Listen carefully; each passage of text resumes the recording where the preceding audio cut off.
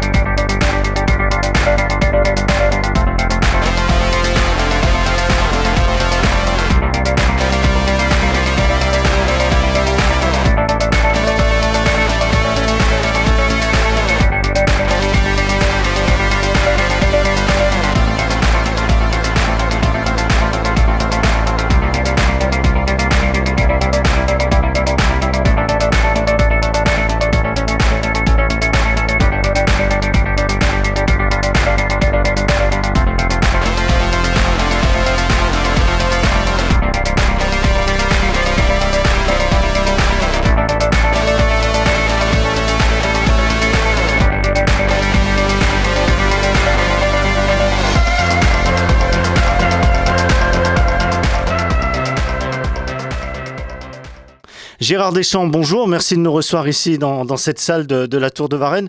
C'est un peu le saint des saints, on peut tout voir, on peut tout vérifier en ce qui concerne les pilotes ici. Bonjour. Oui, effectivement, c'est une salle un petit peu, on va dire, technique, mais ça se divise en 3 parties relativement simples. On a une partie vidéo arbitrage pour surveiller un petit peu les pilotes.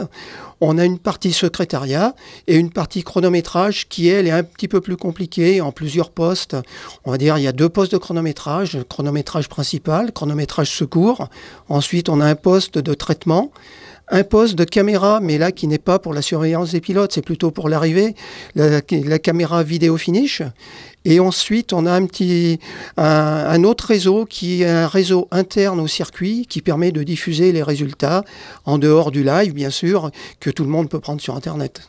Ça fait combien de personnes qui travaillent dans cette salle pendant chaque course ? Ici, normalement, 5 personnes. 2 personnes à la vidéo, un aux manettes et l'autre en juge de fait, une personne au secrétariat et 2 personnes au chronométrage qui gèrent le reste de tous les ordinateurs. Donc la moindre faute d'un pilote peut être ici constatée et prouvée ? Oui, tout à fait, exactement. Les images sont là pour ça. Nous, on est là pour retrouver un petit peu les temps et au moment où ça s'est passé, s'il y a des dépassements litigieux ou des faits de course qui peuvent être sanctionnés. Et l'étape suivante, c'est la convocation à la commission sportive. Voilà, que certains pilotes connaissent peut-être un petit peu trop des fois, mais bon, ça c'est une chose qui arrive. Après, c'est suivant le comportement. Mais il y a certains pilotes qu'on ne voit pas très souvent d'ailleurs.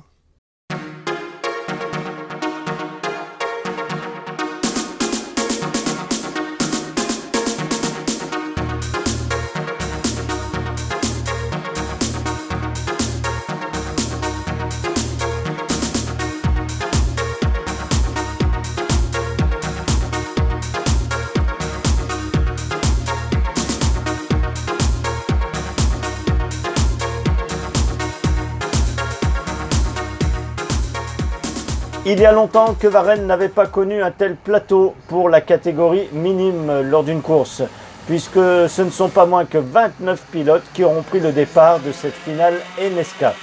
Le pilote qui dominait depuis ce début de week-end, c'est Arthur d'Horizon. Il partait en pole position et il faillit même réussir son échappée dès le début de course. Seulement on sait très bien qu'à Varennes, avec le jeu de l'aspiration, il est très difficile de partir tout seul.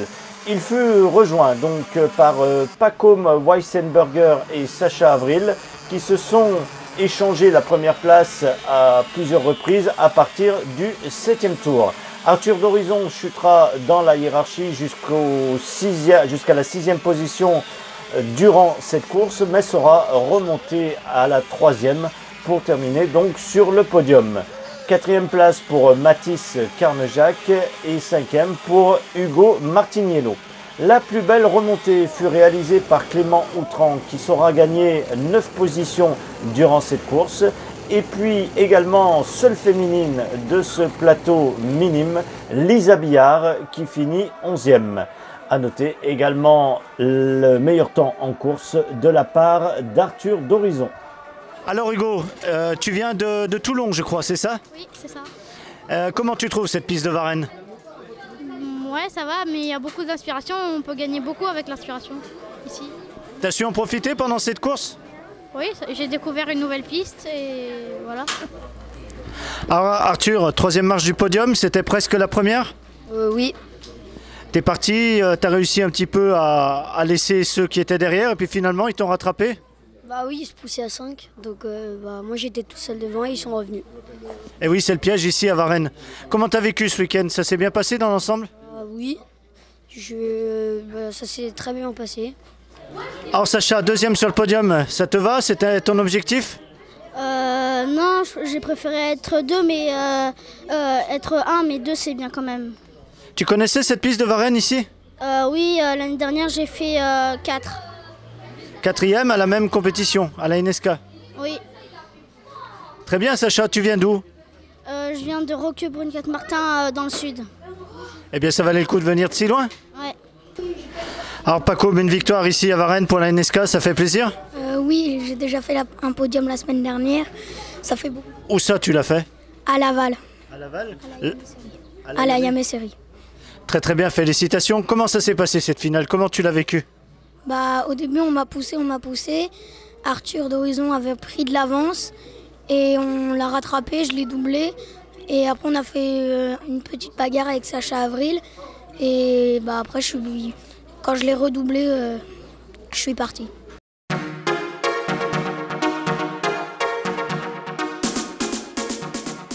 Et ce fut une course également d'une très grande qualité pour la catégorie cadet. 33 pilotes sur la grille et il fallait surveiller Paul Alberto, qui était le pilote qui semblait pouvoir tout gagner ces dernières semaines.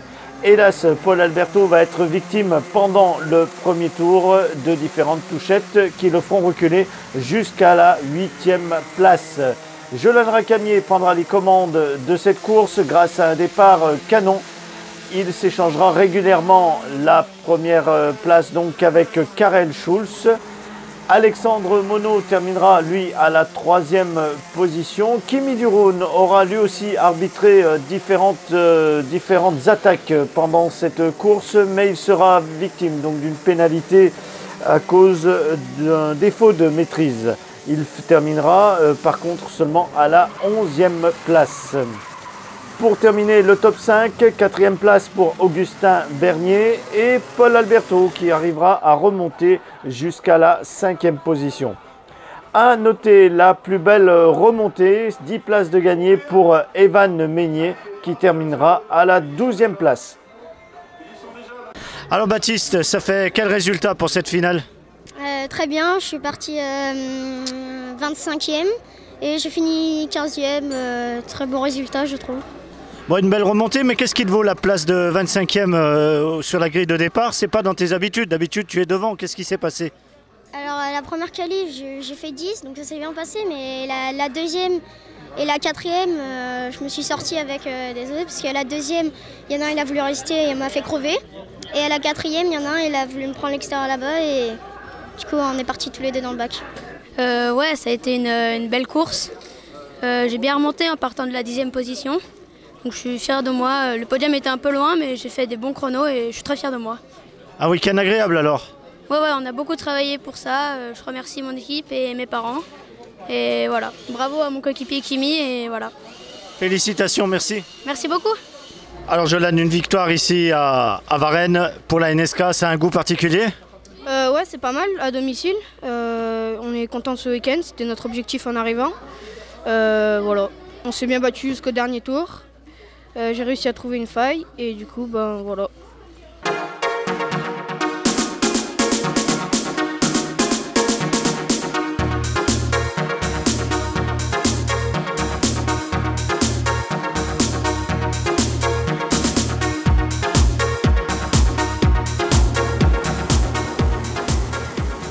La catégorie nationale nous aura offert une très belle course avec des actions formidables à tous les endroits du peloton.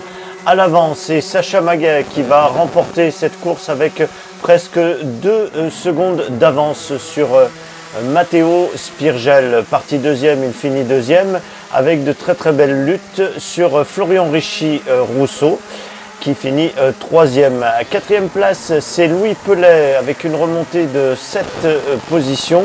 Et pour finir ce top 5, Noam Abrachik qui finit donc à la 5e position. À noter quelques très belles remontées. Jules Goujon qui finit 14e mais qui gagne 17 places. Kylian Tarnier qui finit 15e avec 15 places de gagné. Et Lazare Lartigot qui finit 17e mais qui saura gagner 18 places. Saluons également la présence de Chloé Canard, seule féminine de ce magnifique peloton de 34 pilotes qui termine à la 9e place. Meilleur temps en course pour Théo Blin. Alors Hugo, tu nous viens d'Annemasse, c'est bien ça? Oui, c'est ça. Qu'est-ce qui s'est passé pendant cette finale? Tu n'avais pas l'air vraiment satisfait? Au départ, j'étais assez bien. Mais le problème, c'est que je disais à ceux derrière moi de me pousser pour remonter sur le groupe de devant. Sauf que, bien sûr, ils m'ont redoublé. Et c'était le bordel après. Donc, j'ai pas pu faire ce que je voulais. Je disais, on se retrouve dans un petit peloton qui passe son temps à se battre, à se doubler. Et on perd plus du temps qu'on en gagne, qu'on en gagnera avec l'aspiration. Ouais. C'est le jeu ici à Varennes. C'est exactement ça. Pour remonter les places, il faut se pousser, il ne faut pas essayer de se doubler. Et le problème ici, c'est que y en a, ils veulent tout de suite doubler et tout de suite, ça fait l'écart. Et là, c'est impossible, on ne peut rien faire. Donc ça gâche un peu les courses. Mais... Sinon, comment se sont passées les courses précédentes et les manches qualifs? Au chrono, je fais la pole position, donc ça c'était bien. Les manches qualifs aussi, je partais devant, donc là, j'arrivais à prendre le groupe de tête et ça s'est bien passé. Sauf que j'ai eu un spoiler à une manche, malheureusement, et du coup, ça m'a fait partir assez loin pour l'après-finale et c'est là où ça s'est un peu mal passé. Merci d'avoir répondu. À bientôt. À bientôt. Alors Louis, on était presque sur le podium, c'est bien ça? Bah oui, c'est ça, je finis 4 en partant 11, donc c'était pas trop mal. Et en pré-finale, je fais 6, mais je me prends une pénalité de spoiler. Et du coup, voilà, je fais 4. Est-ce qu'on aurait pu avoir une place de plus? Qu'est-ce qui manquait ou c'était déjà écrit? Ah oui, non, j'aurais pu faire le podium, sauf que c'est juste que je me prends la pénalité en pré-finale et c'est ça qui m'empêche de faire le podium.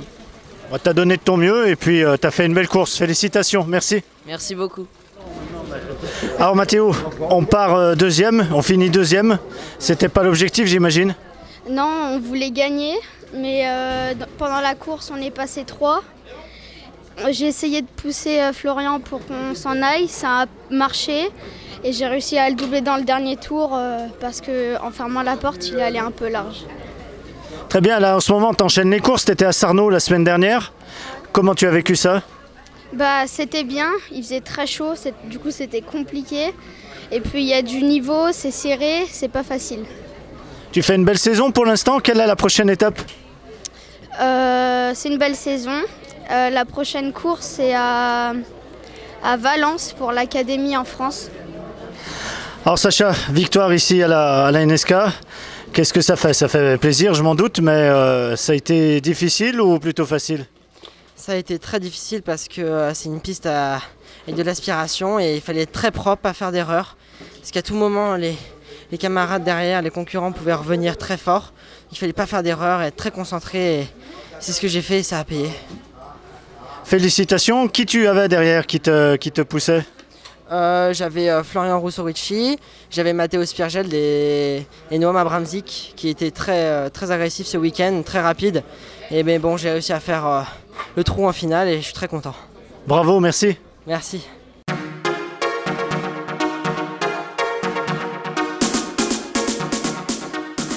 Et un drapeau rouge dès le premier tour de cette finale Rotax Max. Pratiquement la totalité des pilotes qui ont été impliqués dans l'accident du premier virage a pu reprendre la piste et un deuxième départ a donc été donné. C'est Gilles Valentin qui va s'imposer, donc Gilles Valentin, il partait à la 5e place et il remporte cette finale Rotax Max. Derrière lui, César Gazo, donc à la 2e place, qui partait lui aussi juste derrière, qui partait 6e. La 3e place, elle revient à Jonas Vénier, qui partait en pôle, qui va mener pendant la moitié de la course jusqu'à ce que Gilles Valentin prenne la tête et la conserve jusqu'au drapeau à damier. 4e place pour Guillaume Treillard de Kinemo et 5e place pour Arthur Roche. A noter donc la très belle remontée également de Ethan Bernard qui finit 9e et qui gagne dans cette course 14 places. On regrette l'absence de Léonie Claude, la seule féminine de ce plateau Rotax Max, classée non partante Léonie Claude. Et puis également meilleur tour en course de la part du vainqueur Gilles Valentin. Anthony qui nous vient de Normandie, est-ce que c'était l'objectif, une 8e place? Ouais, c'était l'objectif de faire un top 10. Donc pour l'instant c'est bien passé, donc top 5 ça aurait été mieux, mais bon, top 10 au bout de 2 ans c'est pas mal. Cette piste de Varennes, tu la connaissais bien ou tu l'as découverte? J'ai découvert jeudi après-midi. Et comment tu l'as vécu alors? Comment tu l'analyses cette piste? Je pensais qu'elle était assez simple, mais en fait pareil compliquée, elle est quand même pas mal compliquée. On prend pas mal de vitesse, mais ça s'est quand même bien passé, donc super. C'est une piste où on se fait plaisir, il y a beaucoup d'aspiration? Ouais, bah ouais, ça joue que à l'aspi en fait, donc on peut être beau 10e en finale, on peut bien gagner la course, donc c'est pas mal. Jonas, une 3e place, est-ce que c'est ce que tu voulais? Non, pas du tout, toi tu voulais la 1re place. Oui, c'est ça, je voulais la victoire, mais bon, ils ont été plus rapides que moi à la régulière, donc il n'y a pas de souci, quoi. Tu partais d'où? 1re place en pole. Le drapeau rouge qu'il y a eu lors du premier tour, du premier départ, est-ce que c'est quelque chose qui dérange vraiment? Ça coupe la concentration? Est-ce qu'il est facile de se remettre dans la course après? Ça fait un événement, mais après on nous laisse du temps, de la réflexion, donc après on a le temps de pouvoir se remettre dans la course. Et vu que là c'était un crash au départ, ça n'a pas non plus un impact fort sur la course. Merci, à bientôt. Merci, au revoir.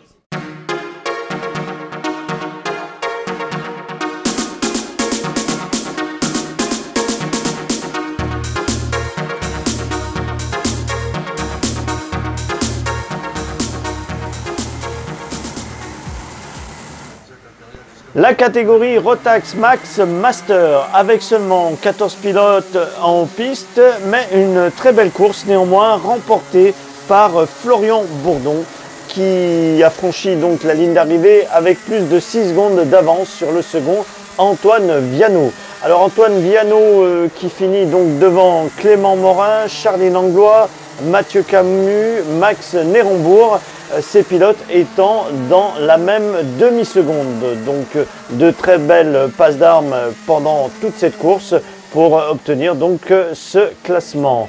À noter donc la plus belle remontée de la part d'Antoine Viano qui gagne 4 places pendant cette course, et puis le meilleur tour en piste par le vainqueur de cette finale Rotax Max Master, Florian Bourdon.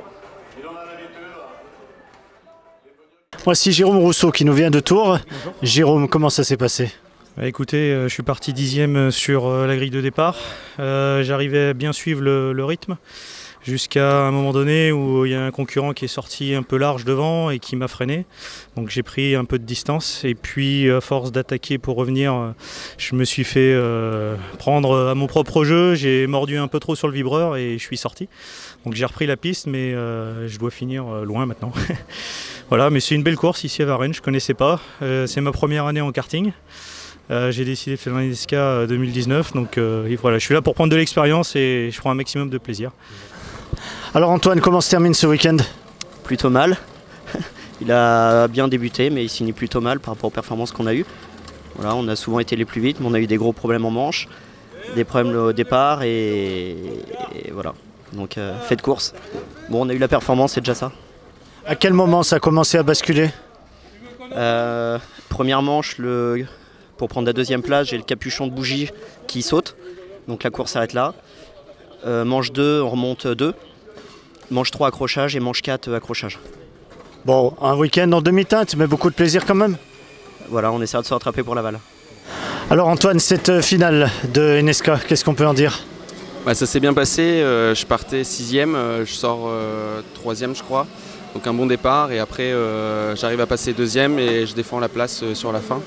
Donc très content du week-end. Les essais qualificatifs et les manches, comment ça s'est déroulé? Je fais le deuxième temps. Après dans les manches on a eu un souci technique, ça s'est pas très bien passé. Donc vraiment content de la finale. Deuxième, c'est bien. Félicitations, merci. Merci.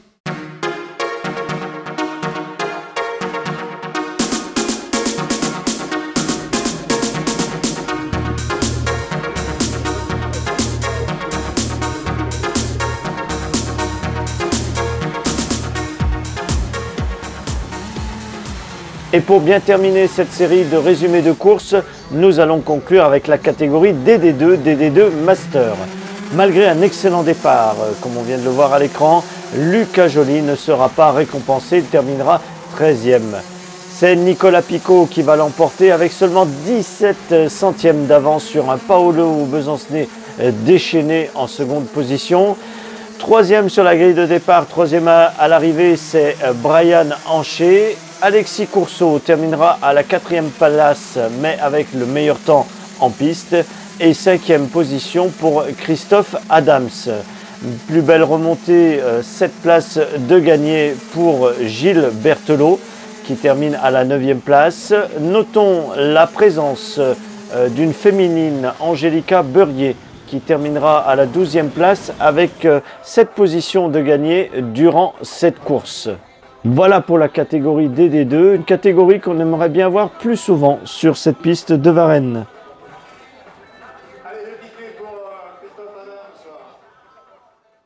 Paolo, alors on finit sur la deuxième marche du podium.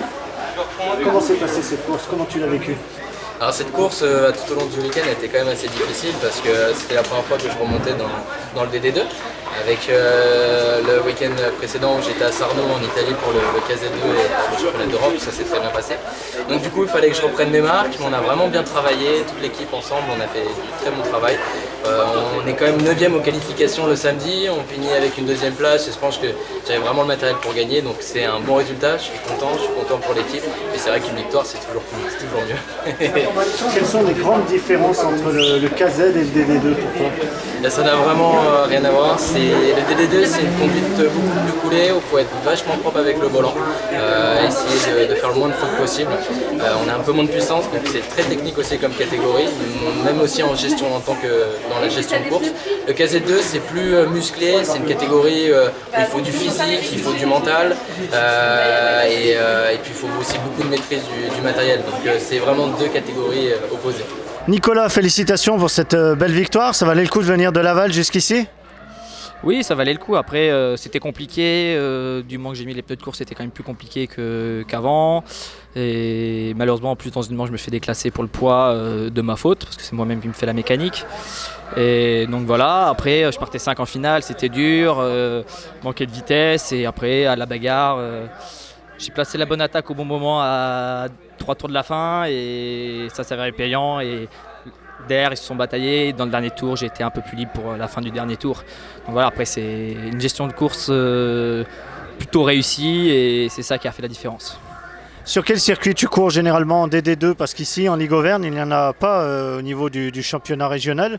Donc c'est une catégorie qu'on connaît assez peu. Alors moi, je roule jamais en DD2 en fait. Je fais juste la NSK en DD2. Après, moi, je fais de l'X30, donc championnat de France, l'Euro Series. Après, cette année, je fais de l'OCA, championnat de France, où je fais 3 la première manche, où j'ai la deuxième manche dans 15 jours, au Mans. Et après, l'Europe OCA, où là, c'est quand même beaucoup plus compliqué, le niveau est très élevé. Après, moi, c'est une première année dans cette catégorie, j'apprends. Je fais aussi du KZ de long circuit. Donc, je fais un peu plein de catégories et c'est ça qui me permet aussi d'être au top dans toutes, parce que le rythme, de fait d'enchaîner les courses, il y a le rythme, la vitesse, et c'est plus facile c'est quand même un peu plus facile pour pour être toujours dedans du fait que de rouler beaucoup. Après tous les week-ends, tu changes pratiquement tout le temps de catégorie, c'est une remise en question sans cesse.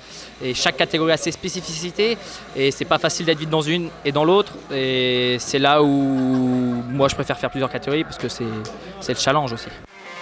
Ainsi s'achève cette journée à Varennes-sur-Allier. Nous tenons à remercier toute l'équipe de la NSK qui nous a permis de travailler dans d'excellentes conditions. Bravo à eux pour l'excellent résultat obtenu lors de cet événement. Surtout, si vous avez aimé cette vidéo, vous likez, vous vous abonnez, vous commentez. Il y a plein d'autres courses à découvrir sur notre site. À bientôt sur kartingtv.fr.